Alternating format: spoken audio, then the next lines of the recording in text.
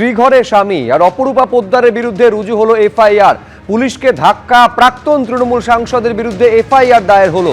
আগামীকাল শ্রীরামপুর থানায় অপরূপা পোদ্দারকে হাজিরার জন্য সমন পাঠানো হয়েছে। আপনারা জানেন যে রামনবমীতে গুন্ডামির অভিযোগে অপরূপা পোদ্দারের স্বামীকে গ্রেফতার করা হয়েছে। এনআইএর হাতে গ্রেফতার হয়েছেন অপরূপা পোদ্দারের স্বামী শাকির আলী। আর এবার অপরূপা পোদ্দারের বিরুদ্ধে রুজু হলো এফআইআর। আরো বিস্তারিত আমরা এই নিয়ে জানবো, সরাসরি কথা বলবো। আবির দত্ত আমাদের প্রতিনিধি রয়েছেন। আবির, দেখো, অপরূপা পোদ্দার যিনি প্রাক্তন সাংসদ তৃণমূল কংগ্রেসের, তার নামেও কিন্তু ইতিমধ্যে অভিযোগ হয়েছে এবং যে অভিযোগ হচ্ছে যে তিনি আজকে পুলিশের সঙ্গে অভব্য আচরণ করেন, পুলিশের কাজে বাধা দেন। তার কারণ যেটা মনে করা হচ্ছে যে আজকে যখন এনআইএ আধিকারিকরা তার বাড়ি থেকে তার স্বামীকে গ্রেফতার করে নিয়ে যাচ্ছিল, ঠিক সেই সময় অপরূপা পোদ্দার বেরিয়ে আসেন এবং তিনি গাড়ির কাছাকাছি যেতে চান। সেই ক্ষেত্রে একজন মহিলা পুলিশ কর্মী তিনি তাকে আটকানোর চেষ্টা করলে তার সঙ্গে বচসায় তিনি জড়িয়ে যান, এমনকি তাকে ধাক্কাও মারেন।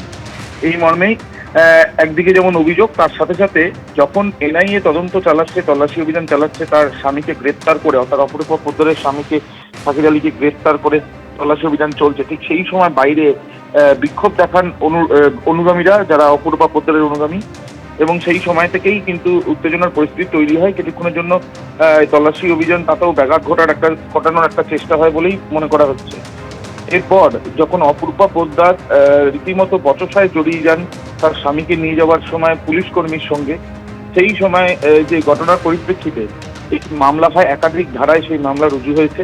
শুধুমাত্র তাই নয়, আগামীকাল তাকে শ্রীরামপুর থানাতে সকাল 11টার সময় উপস্থিত থাকতে বলা হয়েছে বলেই পুলিশ সূত্র থেকে জানা যাচ্ছে।